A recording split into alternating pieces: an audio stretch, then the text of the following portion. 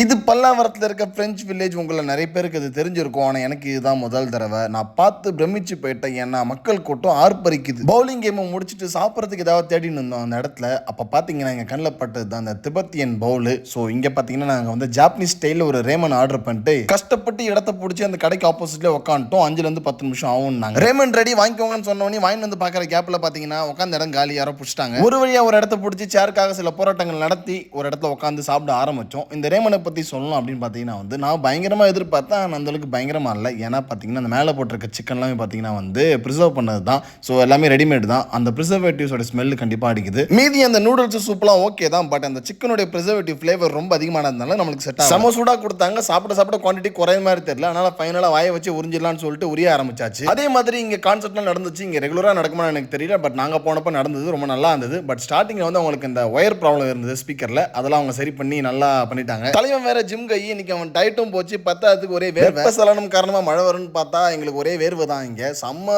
புழுக்கம்பா. 2 பேரோட முகத்திலையும் மாதுளை முத்துக்கள் மாதிரி சும்மா வேர்வை வழிஞ்சு கிடக்கு. இந்த ரேமன் ஷாப்புக்கு பக்கத்திலேயே ஒரு வேஃபல் ஷாப் இருக்கு. ஸோ அதனால ஒரு வேஃபல் வாங்கி ட்ரை பண்ணோம். நல்லா இருந்தது. நீட்டா குட். அப்படியே கிளம்புறப்ப நண்பர் ஒரு இளநீர் பாயாசம் சொல்ல அங்கே போயிட்டு அதை டேஸ்ட் பண்ணி பார்த்தா அது குடிச்ச உடனே ஒரு ஃப்ளேவர் எனக்கு வந்து ஒரு மாதிரி இருக்கு. சரி திரும்பவும் குடிச்சு பார்த்தா திரும்பவும் அதே மாதிரி தான் இருக்கு. அதோட ஃப்ளேவரே அப்படிதானா நல்லா இருந்துச்சு ஸ்வீட்டா. ஸோ நாங்களும் புட்டியை கிளப்பியாச்சு அப்படியே அந்த பக்கமா.